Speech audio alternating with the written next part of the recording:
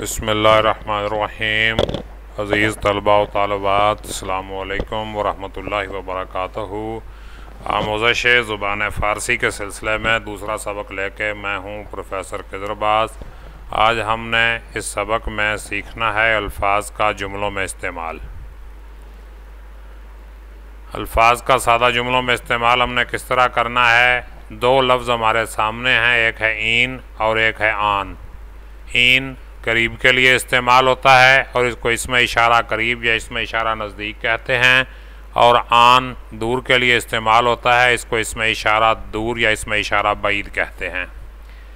जुमला नंबर 1 देखिए, फ़ारसी है ई किताब अस्त, ये किताब है। ई का मतलब ये किताब, अस्त है किताब है।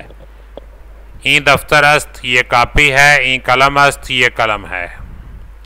ई खौना अस्त, ये घर है। ई मिदाद अस्त, ये पेंसिल है। ई मेज़ अस्त, ये मेज़ है। आ दरस्त, वो दरवाज़ा है। ई संदली अस्त, ये कुर्सी है। ई जन अस्त, ये औरत है। आ ई मर्द अस्त, ये मर्द है। आ दरस्त, वो ई पिंजरा अस्त। आ वो दर, दरवाज़ा है। व ई पिंजरा अस्त, और ये खिड़की है। ई मुअल्लिम अस्त, वहाँ शागिर्द अस्त, ये मुअल्लिम यानी उस्ताद है और वो शागिर्द है। आ किताब अस्त, दफ्तर नीस्त, ये किताब है, दफ्तर नहीं यानी कापी नहीं।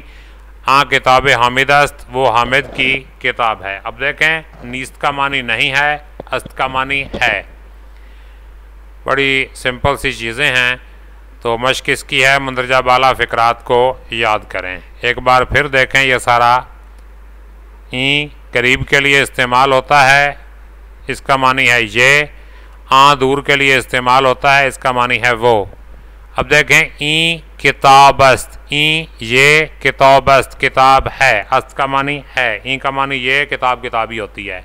ई दफ्तर अस्त, दफ्तर कापी को कहते हैं। ई और अस्त का मतलब वही। ई कलम अस्त, कलम आपको पता है, कलम को ही कहते हैं। ई खौना अस्त, खौना घर को कहते हैं। ई मिदाद अस्त, ये पेंसिल है, मिदाद पेंसिल को कहते हैं। ई मेज़ अस्त, मेज़ आप मेज़ को ही कहते हैं। आ दरस्त, वो दरवाज़ा है। ई संदली अस्त, ये कुर्सी है। ई जनस्त, ये औरत है। ई मर्दस्त, आ दरस्त, तो ई पिंजरा अस्त, वो दरवाज़ा है और ये खिड़की है। ई मुअल्लिम अस्त, तो आ शागिर्द अस्त, ये उस्ताद है और वो शागिर्द है, मुअल्लिम और शागिर्द। आ किताब अस्त, दफ्तर नीस्त, वो किताब है, दफ्तर नहीं यानी कापी नहीं। और आ किताब हामिद अस्त, वो हामिद की किताब है। आपने इन फ़िक्रात को ज़ुबानी याद करना है। अगले सबक तक मुझे इजाज़त दीजिए, अपना ख्याल रखिएगा। अल्लाह निगहबान।